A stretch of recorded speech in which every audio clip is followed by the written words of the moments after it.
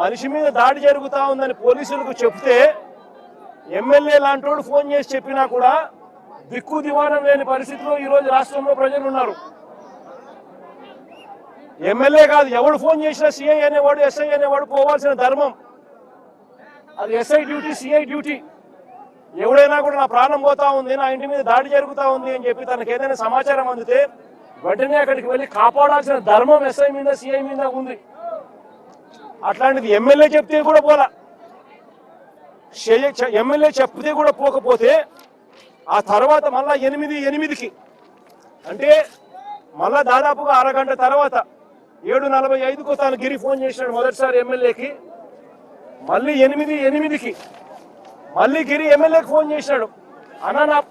అన్న నా పరిస్థితి చాలా అన్యాయంగా ఉంది, నువ్వు రాకపోతే నేను ఇబ్బంది పడే పరిస్థితిలో ఉన్నాను, పోలీసులు ఎవరు రావడం లేదు, పోలీసులు ఎవరు నా ఇంటికాడికి వచ్చి నన్ను కాపాడే కార్యక్రమం జరగలేదు అని మళ్ళీ 8:08కి ఒక కార్యకర్త ఎమ్మెల్యేకి ఫోన్ చేస్తే ఇంతకు ముందు పోలీసులు ఎవరు పోని పరిస్థితి కనపడితే నేను అడుగుతా ఉన్నా ఎమ్మెల్యే అనేవాడు ఏం చేయాలా అని.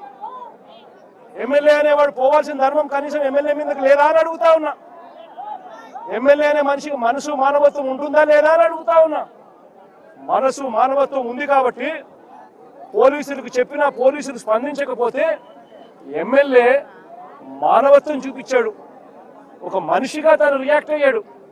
వెంటనే ఎమ్మెల్యే ఆ గ్రామానికి పోయాడు, ఆ సంఘాలనే గ్రామానికి ఎమ్మెల్యే పోయాడు కార్యకర్తను కాపాడుకునే దానికోసం. వెళ్ళి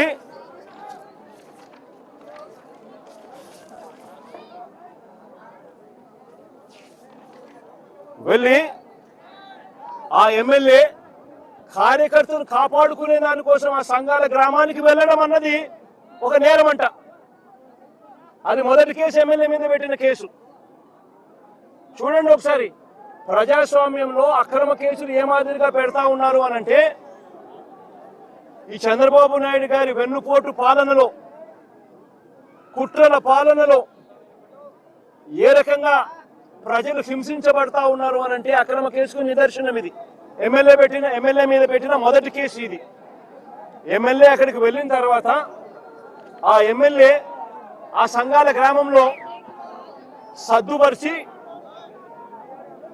సద్దుపరిచి గిరి అనే ఆ పిల్లోడిని తన కారులో ఎక్కించుకొని ఈ గ్రామంలో ఇప్పుడు వద్దు నువ్వు ఉండడము, మళ్ళా ఏం చేస్తారో ఏమో, నాతో పాటు వచ్చేసేయని చెప్పి ఎమ్మెల్యే ఆ గిరిని ఎక్కించుకొని తన కారులో తాను నివాసం ఉంటా ఉన్న తన ఇంటికి తీసుకొని పోయే కార్యక్రమం చేశాడు చిప్పగిరిలో.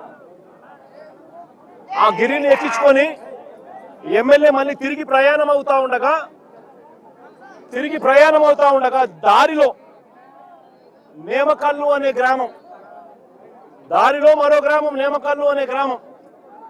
ఈ గ్రామంలో దారి కాచి ఎమ్మెల్యే మీద మళ్ళీ దాడి చేశారు. ఎమ్మెల్యే మీదనే ఏకంగా దాడి చేశారు. ఎమ్మెల్యే తమ్ముడు శ్రీరాములు చెయ్యిన కొట్టారు. ఎమ్మెల్యే తమ్ముడు శ్రీరాములు చెయ్యి విరిగిపోయింది.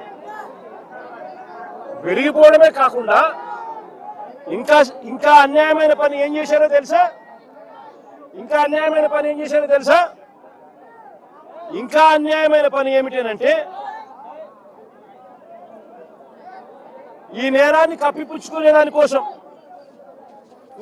Sriramulu x ray report,